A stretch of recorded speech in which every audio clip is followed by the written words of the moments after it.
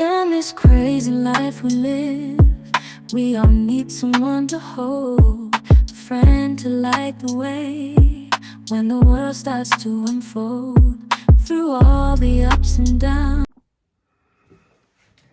Good evening and welcome to another episode of my YouTube channel. Hey girl, look. So I am happy to be here, of course. As you always know, it's always a pleasure for me to be able to come into this little space and little time, little area of the internet and offer some words of encouragement as we just navigate life and living. And then for those of us who are experiencing our current socioeconomic, social experiment that seems to be going on. It's always good to have sort of a sounding board, but just like minds around, not necessarily to whine or complain, but just to touch and agree that maybe this is hard or maybe this is good. You know, it's often as effective as it is to air out your grievances, it's also good to air out all the things that you're grateful for. So I was jumping around thinking about what I wanted to speak about today. And I started to remember about this time last year, or maybe it was a little bit later in the summer. We were so fortunate to take a family vacation with some dear friends of ours who've been friends of ours before we even got married and before we had the girls. And they predicted that we were going to have babies, and we were just like, well, we're just so young and broke, never. But anyways, they're lovely friends and they have lovely kids. And one of their practices that they do while at the dinner table is to play it's not a game, but it's just an exercise where everyone goes around the table and says their rose, their bud, and their thorn for the day. And it's such a great conversation starter, especially if you have found that even around your family, you have become shy and that maybe you are trying to connect with teenagers or maybe little ones who may have a hard time expressing themselves. This is an easy way to help solidify it, but it also forces you to really evaluate those things that you're grateful for and the things that may have been hard. And who knows, someone at the table may be able to offer a solution. And then also to give you hope for the day to come. So, for example, my rose for today was something that happened at work. I had a really positive exchange at work. And one of my thorns was not completing my workout in the way that I wanted to because I was distracted and running my mouth in the gym. And then the thing that I'm looking forward to, of course, is my family visiting soon. So that's just an example, right? And so maybe it's something that you can implement in your life sort of day to day. And just to even think about, you don't even have to do it with a group. It's cool to do with the group, but yeah, it takes some stillness and some time and out of the chaos of the day and work and phones and this and that and whatever, and just to really evaluate and look at your day and see how things are going. We are currently on spring break, so I have been busy trying to figure out how to keep the girls engaged and excited about each day and to have a good time, but then also to continue to balance work and my responsibilities, here at the house. And so that's always an exciting challenge, but we're just moving through it. But it was really lovely tonight to take that opportunity to do those rose buds and thorns, because we had all been apart and going to different activities today. And so to come together and to talk about those things were really, really lovely. The last little piece I'm going to leave with you tonight, a little bit of encouragement, was this acronym that I thought of not too long ago, and it's BEACH, since we are moving close to summer. And the reason that I thought of this acronym was because, as many of you may know, or many of you may not know, you're gonna find out, I am clinically depressed. I got my diagnosis a couple of years ago. I would say it was right around the time my mom passed away.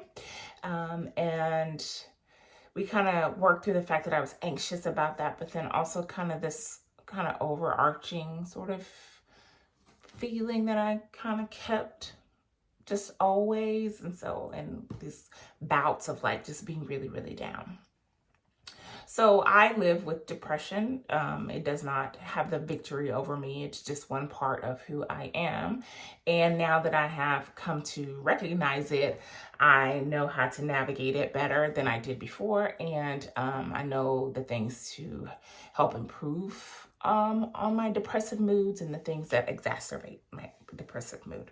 But when I was thinking about my depression and talking to my therapist about it, we talked about being authentic, being real with yourself. How are you really feeling as a people pleaser and recovering perfectionist, as I like to joke about? Being authentic has not always been my true story, and being true to myself 100%. There are times when I have been really bold and true to myself, and other times when I have not. And so she said to me, being authentic is going to be really part of your process in navigating your depression. So that's the B in the beach. Then I thought about evaluate.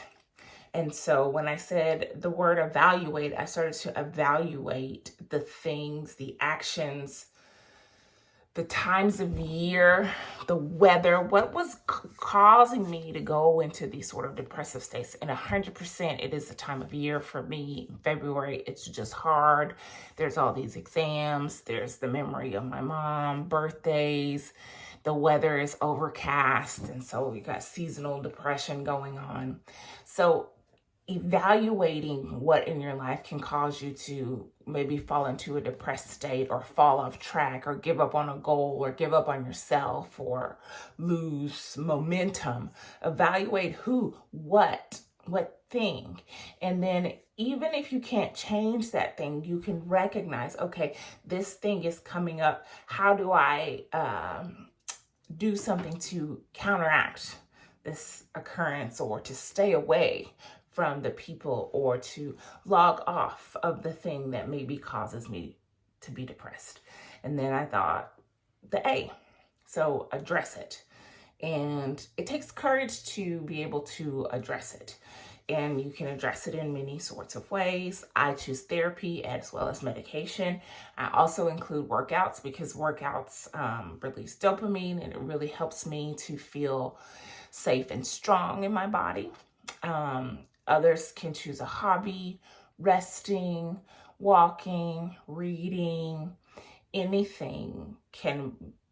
There's no like set rule of what's going to help you with your depression, but please, if you are considering seeking professional help, it's a great way to do it. I am not sponsored by any brand or anything like that. This is just for encouragement.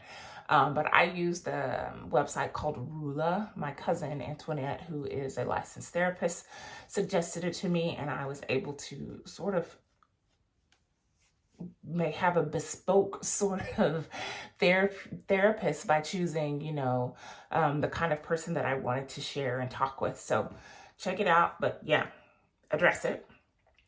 While you are addressing what you're going through, I think it's important that we check in on others.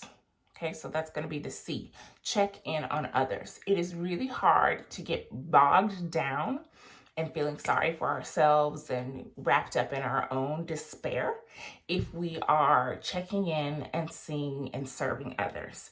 And I'm not saying that it's bad to take a moment and really feel your feels about what you're feeling and even feeling low about yourself and to weep and whatever you need to do. But it's also important that we also come outside of ourselves, right? And take a moment and say, you know what? How can I serve somebody else? Because it really can help lift your spirits to help others. And you just never know. You may be that one light in somebody else's darkness. And we're all going through it. Maybe some are being affected more than others. And so maybe you can be that encouragement for someone by taking the time just to check in. And it doesn't have to be anything elaborate. You don't have to be prepared as some sort of psychoanalyst or therapist or counselor. It can simply be just a text. How you holding up? Or a sweet emoji, or a funny something, or an email, or better yet, a phone call, or a FaceTime, or a visit. But I know we're all super busy, far apart, gas is expensive, things are going on, so we do what we can from where we are. I got some mail the other day, and that was really awesome. I just felt so cared about. So there's small things that can happen, and while you're doing those things, it's creating this positivity in you, which is ultimately going to add to your positivity well, right? So you can't lose. And finally, the H of beach, and that's to hold on, okay? Just hold on one day more. My grandma says that if you wake up in the morning, that means you have something else to do. And I believe that. So hold on. Things may be tough. Things may be great, good. So this is the time, if things are great for you right now, you can reinforce your grip, hold that strength, and you really can be reaching out and checking on to others and filling up your love bank in that way. But if things are tough and you feel like your back is up against the wall, and it very well may be, I don't want to discount that at all. People are going through. People have always gone through over time, over history. But I just want to encourage you tonight, to hold on. Go to your beach, maybe even it's in your mind, and just be there. Be authentic with yourself. Evaluate what's going on and then address it. And then once you've addressed it and taken care of yourself, check on others and hold on. All right, that's it. Happy Monday. I love you. Have a fabulous rest of your week. I hope that you are well. And if you are not well, I hope that you are working to get that way. I love you, and I will see you next week. Mwah. In this crazy life we live, we all need someone to hold, a friend to light the way when the world starts to unfold. Through all